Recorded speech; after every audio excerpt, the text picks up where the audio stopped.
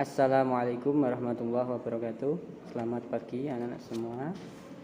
Bagaimana kabar kalian? Semoga anak-anak senantiasa diberikan kesehatan oleh Allah Subhanahu wa taala.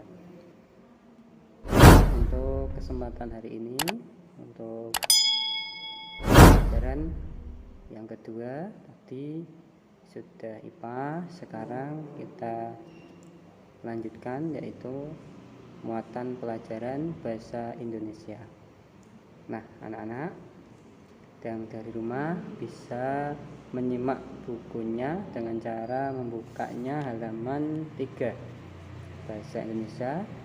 Nanti kita akan belajar tentang yaitu tema 1, subtema 1, materinya mengidentifikasi ide pokok dalam bacaan. Nah, anak-anak, sebelum kita mulai, mari kita berdoa terlebih dahulu. Bismillahirrahmanirrahim. Raditu billahi rabba wa bil islami dina wa bi Muhammadin nabiyya wa rasula. Rabbi zidni ilman nafi'a warzuqni fahma. Amin ya rabbal alamin. Nah, langsung saja anak-anak bisa disimak dengan cara melihat bukunya dan melihat di monitornya. Nah, yang pertama, menentukan ide pokok dalam bacaan. Setiap bacaan mengandung ide utama atau inti permasalahan tertentu. Inti permasalahan disebut juga dengan ide pokok. Ide pokok sebuah paragraf terdapat dalam kalimat utama. Sebuah paragraf terdiri dari kalimat utama dan kalimat penjelas. Kalimat utama yang memuat ide pokok paragraf.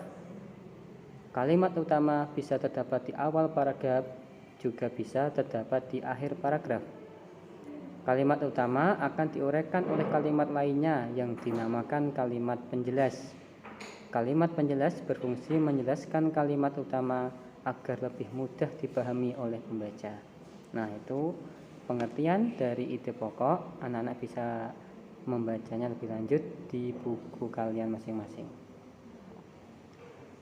Selanjutnya, cara menentukan ide pokok dalam bacaan. Yang pertama, anak-anak harus membaca paragraf dengan seksama. Yang kedua, mencermati kalimat demi kalimat dalam paragraf. Yang ketiga, menentukan kalimat utama pada setiap paragraf. Dan yang terakhir, merumuskan ide pokok dari kalimat tersebut. Nah, itu adalah cara-cara atau langkah-langkah dalam anak-anak menentukan ide pokok dalam bacaan. Ya. Kemudian menentukan ide pokok dari cerita lisan.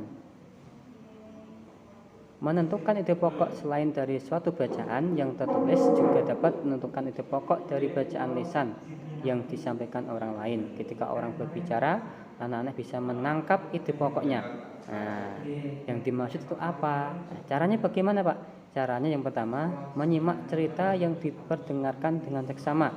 Kalau ada orang menceritakan suatu bacaan, didengarkan dengan baik-baik, dengan seksama, dengan sungguh-sungguh.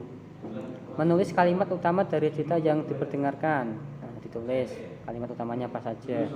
Yang ketiga, merumuskan ide pokok dari kalimat utama.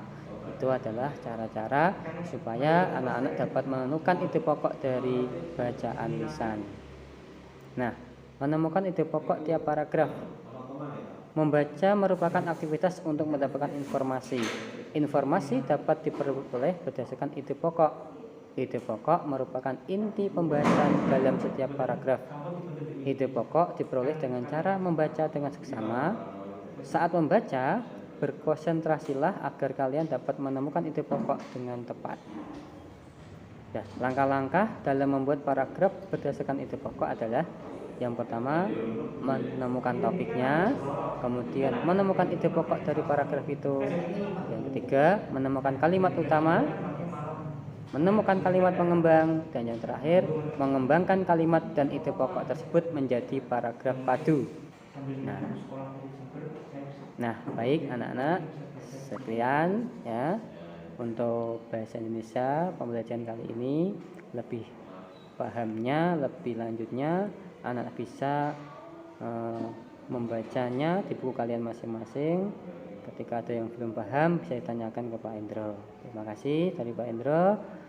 Kita akhiri dengan bacaan hamdalah bersama-sama. Alhamdulillahirabbil alamin. Sekali lagi Pak ingatkan tetap menjaga protokol kesehatan. Anak-anak ketika keluar rumah memakai masker, mencuci tangan dengan teratur, dan selalu menjaga jarak supaya kita terhindar dari semua penyakit. Terima kasih. Pak akhiri. Walakum minkum. Assalamualaikum warahmatullahi wabarakatuh.